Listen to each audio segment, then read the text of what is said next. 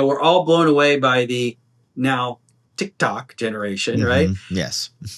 It's for most businesses, it's not about social.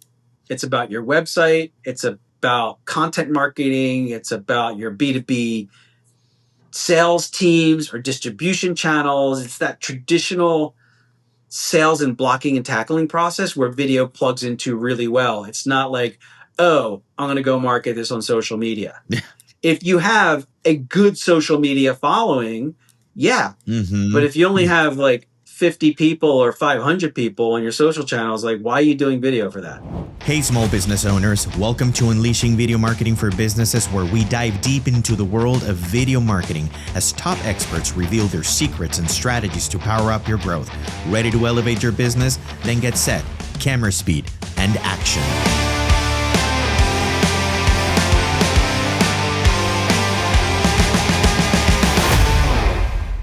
Hello, friends. Welcome to a third season of Unleashing Video Marketing for Businesses, a podcast designed to give you the best tips on how to leverage video the right way to scale your business. I'm your host, Frank Battiston, and the Director of Production at PowerTale Productions. Why am I telling you this? Because this season, I want to center more on video production owners. They have a fresh and a different view on all things video marketing. And in this episode, we are going to be talking to Robert Weiss. He is the president of marketing and sales at MultiVision Digital in New York City. And he has produced more than 1,600 videos where they go from the usual entrepreneur to global 500 companies. So here you go. Okay, Robert. Hi. Welcome to Unleashing Video Marketing for Businesses. Thank you for being here and sharing us your time, your valuable time. How are you today? Thank you. Great. Thank you for the invites. When you reached out, I love talking about this topic. I know, I can tell. And I was saying the different media that you have and you do. You get very excited about your subject matters. And yeah, I just wanted to first get the audience to know you, what you're about, what you do, and your entire, not your entire, but at least some of your history. Well, I have a small business called MultiVision Digital, and we are a digital marketing company that focuses exclusively on video content. And we're not, quote unquote, a video production company, even though we produce videos all the time. That's the only thing that we do is produce videos. But my background is in sales and marketing. I had a sales and marketing background. I sold internet marketing technology back in the days when you had to convince people that they needed a website. You had to convince people that they needed SEO. You needed to convince people that they needed social media. And you don't need to convince people of that anymore. It's a given. So I saw the writing on the wall with video and decided to start a video production business or a digital marketing business that did video without any background in video production. Zero. And 14 years later, we've done 1,600 videos. We've got great clients. I have a good team. And the future is bright, not only for us, but anybody listening to this that either has gotten started with video, wants to double down on it, or maybe you even haven't gotten started with video yet. There's a very, very long runway for video in business applications. So a year from now, if you get started today, you'll be glad that you did. That's great. And I was very interested when I was researching your background and researching the different ways that you work. You were talking about a video first marketing strategy. And why is it important to you? And we wanted to dive a little bit more into what is it, and kind of learn about it. That's a great place to start, because that's where your video investment actually produces the investment. Just because you create a video doesn't mean it does anything. Exactly. You create business cards, you're not giving them out. Yeah. Right? No. So to have a video first marketing strategy is really just that, is start with the video first. At the end of the day, marketers, sales teams, small business owners, we're creating content for the various sales and marketing goals that we have. Different types of content. So the theory with video is the same. You need to create different videos for different stages of the customer life cycle, to convert, to sell, for training. So there's a lot of content there throughout the customer journey. And when you start with a video first marketing strategy, you can take that video and start to derive other types of content that sales and marketing teams need in order to drive the results. So, for example, and this is just one example, some type of thought leadership video that answers a question, right? How much does a video cost? How long should a video be? Like, these are like common questions that get searched all the time. I have videos of myself answering those questions, and we take those videos and then we transcribe them to text, because Google can't read video yet. It can read text. Exactly. And then we have sales emails, so we have them on our website as a blog post. We have, emails that send out from a sales point of view. We have social media posts that we've created. And I think back in the day, we did like 4 or 5 different like thought leadership videos. We did a press release about all these different like topics around video marketing that people needed to know. So we kind of really, really repurposed that a lot. And that's what a video first marketing strategy is all about, and how it drives a huge ROI, because you're repurposing that across your digital footprint. In terms of email, how do you use it in email? Because that's something that we actually don't have a lot of information. That would be amazing for us to, we've covered not only for social media, actually educational content for blog posts, for websites. We actually do a lot of content for websites, but how would you work it into emails and into campaigns, if that's something you do? 100%. Yeah. Right. So a campaign could be like a batch and blast. You're sending one to many. Yeah. Or we use sequences a lot. Sequences or drip campaigns. So you have somebody converts into a lead, and there's going to be 3 or 4 or 5 or 6 emails that go out. Yeah. Every other email could have a video in it, and you're basically embedding that video with a little square play button. And videos are proven to increase the click-through rates of emails. So people click on it. Why? Because they want to know. And this is really one of the benefits of video. The next thing I'm going to say is video gives the most amount of information in the shortest amount of time. And that's what people want. Yes. Across the buying cycle, from the top to middle to bottom, they just want information quickly. And that's what it does for buyers. It's also easy for them because they don't need to read. They don't need to listen to half an hour salesperson. Yeah. They can just watch videos and get that information. And the benefit to a company who's creating that content is not only does it give information quickly, but it also puts your face in front of people. It builds the know, like, and trust factor. And people can see your facility, see your people, and hear and get emotion and stuff like that. And you just can't do that with text on screen. Yeah, you need to have that connection that, I don't want to say human connection, but you need to have that relatable factor that video can bring, I guess, and text is something that still can't. Yeah. Video, again, builds that know, like, and trust factor that's so critical to sales. And we all try to do that. And video does that earlier in the buying cycle to build that level of familiarity. And when I say this, sometimes I get the objection of like, oh, I want to be in front of my customers. Right? Yeah. So I don't want video because I want to be in front of my customers. Video will actually get you in front of more of your customers. Yeah.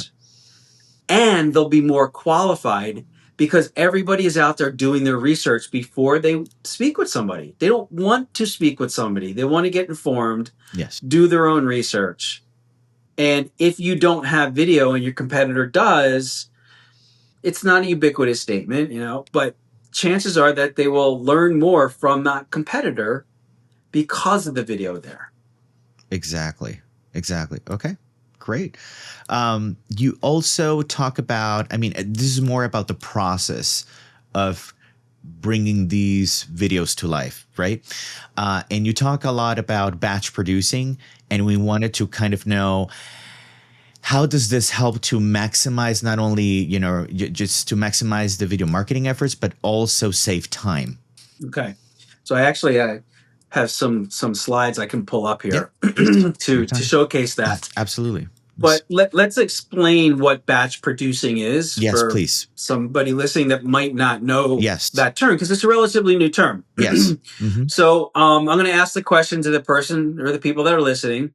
Would you ever make one cookie? Would you ever take all the ingredients out, spark the oven up, mix the batter up just to make one cookie? And the answer is no. Why would you do that? Right? So it's the same methodology with video. So video is much more than the cameras and equipment that most people think video is. There's a lot of pre-planning, a lot of pre-production, a lot of time on set, working with people to actually get the video or videos that a company needs. Very true. So when you go in to make one video, and I'm just going to use this, as an example, this high level overview. Can you see that? Yes. Okay. So this is an example of creating one high level sales overview. But once somebody understands this, they typically have follow-up questions. So what we did here is we batch produce a series of videos that fit the buying cycle from, I don't know what this product is, let me get a high level overview. And then let's tease out all the different pieces of the product that I need to take a deeper dive into. Now, all these things were talked about very high level up here, but we drill down. This is an example of batch producing, right? This is a higher investment that the company made versus just doing this. Yes. But again, would you ever make one cookie? The time investment to make one cookie versus 10, it's nominal. So they are investing more with this approach, but they're getting a tremendously more aligned content to the buying cycle, and the value of that production is greater. And that's what people want. They want value out of what they purchase. Yeah. Perfect, Robert. Can you also give us a little bit of, if that's okay, of an explanation, let's say for people that are not being able to see the actual layout that you just showed us, if we could get a little bit of more of an audio explanation of that, please. Sure. So basically this is a little chart. Yeah. And maybe we can give it to you all. We're talking audio now. So a chart that has one high level sales overview that we did, again, that explains at a high level the value props of that product, the benefits, shows the manufacturing process of that product. And once somebody understands that, they have follow-up questions. So we also did 5 other videos that peeled back the onion on specific features or processes of that product that were highlighted and touched upon in that high level overview video. I can speak. High level overview video, but weren't really drilled down on, because buyers need that information in order to make buying decisions. So that's what we showed on the screen. Okay, perfect. Thank you, Robert. And what factors make up the cost of producing video? How can businesses get the most value from their investment? Well, getting value out of the investment and the cost are different. Okay. Getting value out of their investment is a combination of batch producing and video first marketing strategy, and probably a couple other things thrown in there, right? To have a plan to get value out of the production, and then have a plan to take those videos and actually do something with those videos. That is going to give the company value.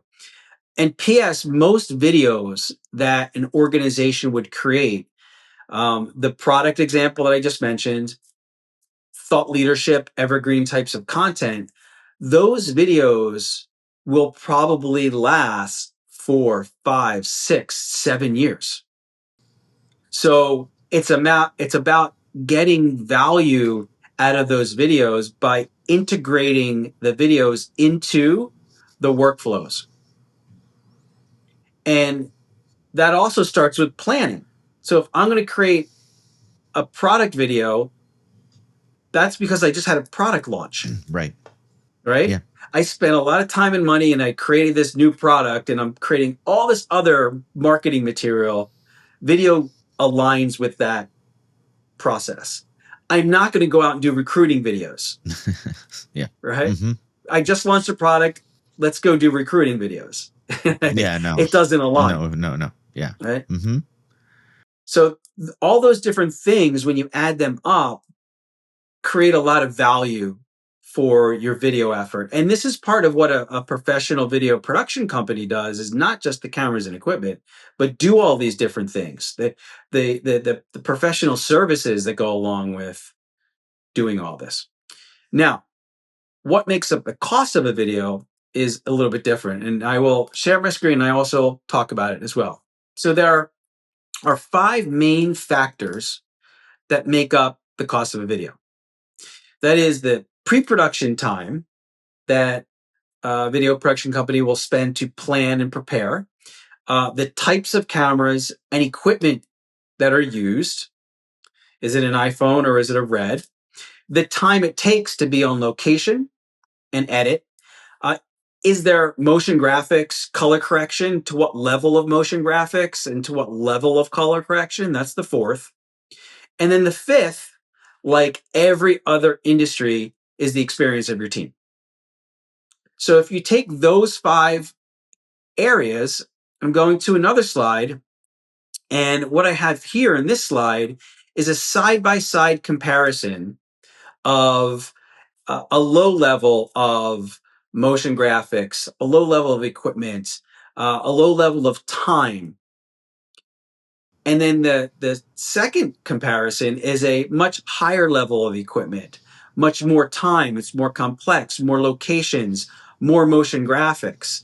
Now, both of these videos could be a minute long or 2 minutes long. So time is irrelevant, but it's the amount of effort that goes into making the video that will make a video a $5,000 video, a $50,000 video, or a $200,000 video. Yep. They, again, could all be a minute or 2 long.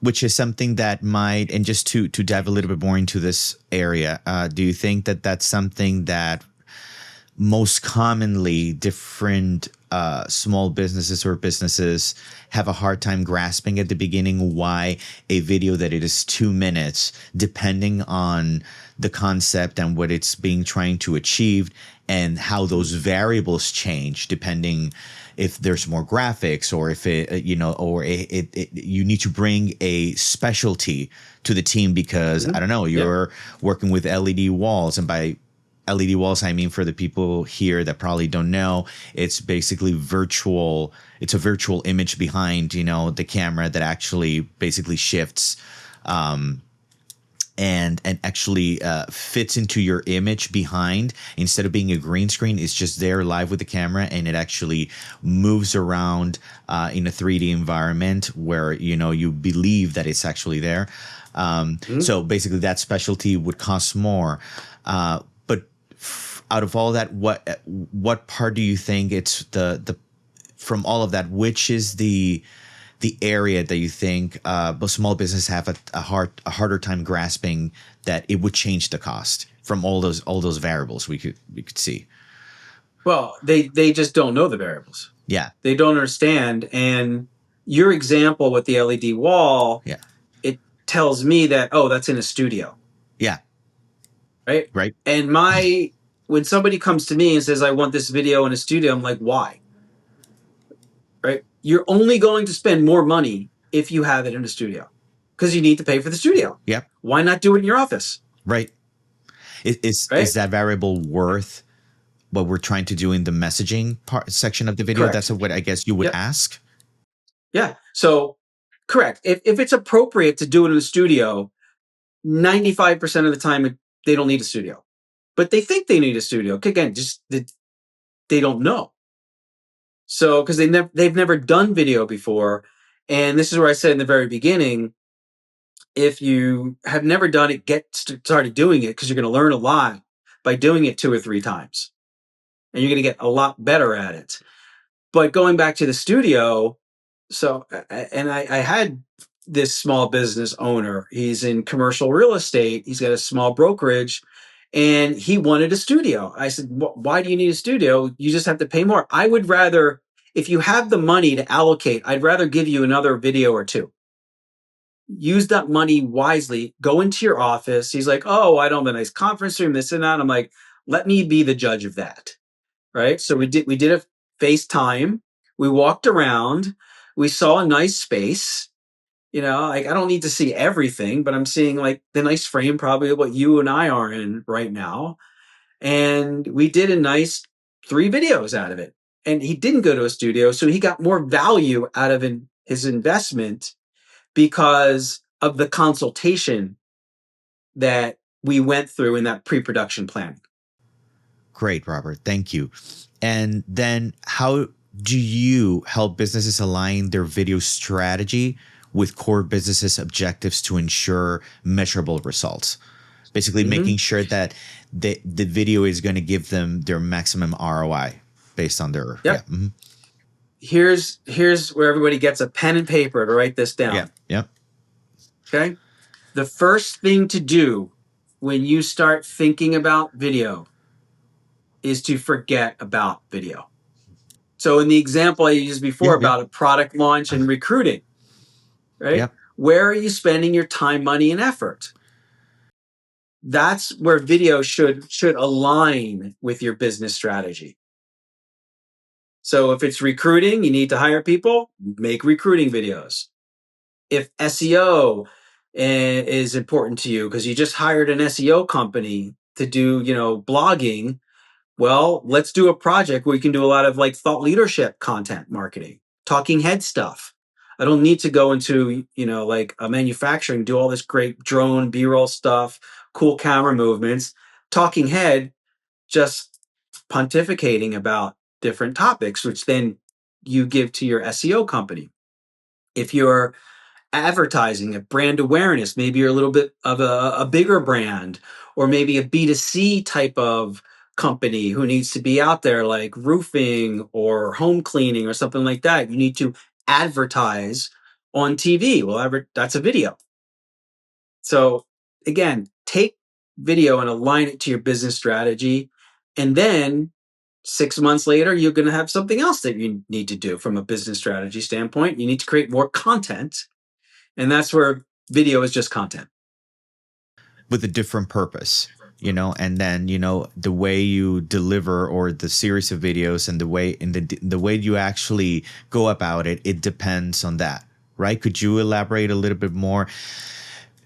How 2 different strategies would differ depending on an objective, whichever comes to mind, I think just what I just talked about, product launch, advertising, SEO, recruiting, training.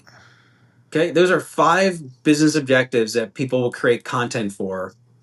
You won't have the same piece of content for all of them. Yeah. It's the same methodology with video. You create the right video content for the right place at the right time. And that all starts with the planning at the very beginning. And hopefully batch producing. Yep. Okay. And for a business that is just starting out, because I think this is the question, this is what worries most of businesses, and is that, oh my God, I just don't want to get into video because it's going to get very expensive. Of course, they don't know all these possibilities and variables depending on their goal. It doesn't necessarily have to be expensive, but what advice can you give to people that are just starting out and are fearful that they're going to immediately start spending so much money if they get into video? What could you tell them? I would say probably 2, maybe 3 things, because I'm making this up as you. No, of course. Yeah. Number 1, allocate a budget. Okay. And be open and honest with a video production company. They are not, they want the most money that they can get from you, not because we're selfish people, but because we know, yeah. we know, like, if you had a little extra money, I can give you another 2 or 3 videos. Exactly. Or I can spend an extra day there, or bring an extra camera or equipment, or put motion graphics into it to make that video better. We all like the videos that we like for a reason. Yep. They're well done. Yeah. Okay. Yeah. Now that doesn't mean it needs to be $100,000 or $50,000 or even $10,000. Okay. Those are all good budgets. But if you have $1,000, I would say you're probably not going to work with a professional company. If you have 4, 5, 6, 7 plus, you will then start to work with a professional services company to help you get started. And that's what you want, because you've never done video before. You don't know what you're doing. You need to get started, do it right, and go from there. That's great. My next question, I think you answer pretty much half of my next question, so I want to rephrase it, in a way. I guess my next question was, and I always ask this to pretty much everybody that we interview here in the podcast, and it's, when do you know that is the right time? I mean, you probably, a person is starting and they're doing their own videos, really small vertical videos, talking heads for Instagram or for TikTok. When is it the right time and say, okay, I'm going to need help from somebody that knows how to do this, both in terms of workflow and in terms of how to aim my content the right way so I can get the best ROI? Yep. When is it the right time to hire this person? You know what I mean? Like, what is that moment? Yeah. Totally. No. Mm-hmm. I would say if you've never done video before, or if you've done it and you think it's crap. Pretty much. Yeah. Yeah. You know? Yeah. Yeah. Okay. I mean, people listening to this, do they do their own taxes? I mean, how many people here, raise your hands? No, I'm just kidding. Yeah. How many people here do their own taxes? Yeah. Right? Not everybody. No, they have an accountant they work with. And if you've been in business long enough, you probably have a senior accountant that you pay a decent amount of money to, right? Right. Professional services. We can all do our own taxes. Yeah. We just don't, right? Yes. And same thing with LegalZoom, right? Do we go to LegalZoom to get a contract? No, we have a lawyer. Yeah. So again, these are all professional services out there. Video is a professional service. Absolutely. And I couldn't agree more. And I'm so happy to have you here, because you have been probably the first guest that I'm able to have where you speak about. I mean, we usually have different marketing directors, as the majority of a lot of the guests we get are just marketing directors and people that are directly into marketing. But one of the reasons why we were so excited to have you is because you're obviously a video producer. You do it, in terms of workflow, but obviously targeting the content right. And one of our fears is that nowadays, because everybody has an iPhone, and of course, there are certain things that you do in an iPhone 4, and it's fine. You definitely, the world has better access to these tools, and definitely they can become more autonomous. But then we do confront situations where, yes, clients say, well, why can I do it? Or why can't we just do it in an iPhone and that's it? And there are moments where this is not enough. And it's because also the strategy that you were talking about, the storytelling, the crafting. And that's why I always ask this question, not to rephrase it. I know you already answered it, but it's like, it's important for them to know when you hire that professional. The same way, I mean, yes, I guess I could go to H&R, an H&R Block as software, or the same thing with Intuit. But when is it the right time? And I guess from my end, I could say it's not the same thing. Okay, I could do personal taxes, or there's a company that has several partners and it's going to take different paperwork that probably just a regular taxing, it's not going to be able to handle. Same thing I say with video. Not everything can be done easily with an iPhone and just a talking head. Would you agree to that? 100%. Okay. 100%. Everything you said. Okay. Thank you, Robert, so much. Is there anything else that you think you could share with us that you could think it's valuable that we haven't covered and that it goes with the subject? Do we have another hour? Probably not, but I mean, if there's anything that we could talk in the next 10 minutes, that's fine. Yeah, I would say, like, if anybody, I do a lot of educational content. So multivisiondigital.com, I have a whole tips page, has a lot of videos. Our YouTube channel has lots of tips and examples. And yeah, either anybody has questions, reach out to us or reach out to a local video production company. I mean, there's a lot of good video production companies out there. There really are. I mean, there's companies that outperform us. They're freaking awesome. They're really good. I agree. They're amazing. And they're all happy to talk and just kind of help. There's a long runway with video. So to get it now, let's go back to like websites and SEO back in the day. Yes. Right? What if you were the first one to get a website and start SEO? You might have not gotten it the first year, but by the second and third year, like, you got it and you have a competitive advantage. And that's where video is right now. You know, we're all blown away by the now TikTok generation, right? Yes. It's for most businesses, it's not about social. It's about your website. It's about content marketing. It's about your B2B sales teams or distribution channels. It's that traditional sales and blocking and tackling process where video plugs into really well. It's not like, oh, I'm going to go market this on social media. If you have a good social media following, yeah. But if you only have like 50 people or 500 people on your social channels, like, why are you doing video for that? Exactly.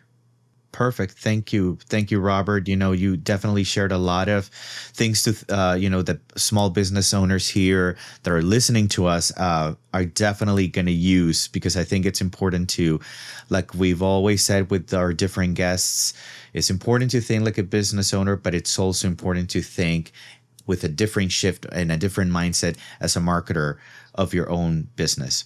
So thank you for giving us your time. Thank you Robert. Thank you. Hope everybody got some good tips out of it. Absolutely. Thank you very much, Robert, and have a beautiful week. Okay. Thank you. Yep. Bye-bye. Thank you so much, Robert, for all that information. You're an amazing, amazing guy. And thank you guys for tuning in. I really hope you learned that it's very important to have a video first strategy in your marketing purposes. And most of all, then you can actually work with the variables to make your video less or more expensive. But the most important factor is that you create the right video for your purposes, and depending on what you want to create and what you want to communicate to your target audience. I'm your host, Frank Battiston, and please don't forget to follow us, subscribe, share, like in all of our platforms. See you in the next time.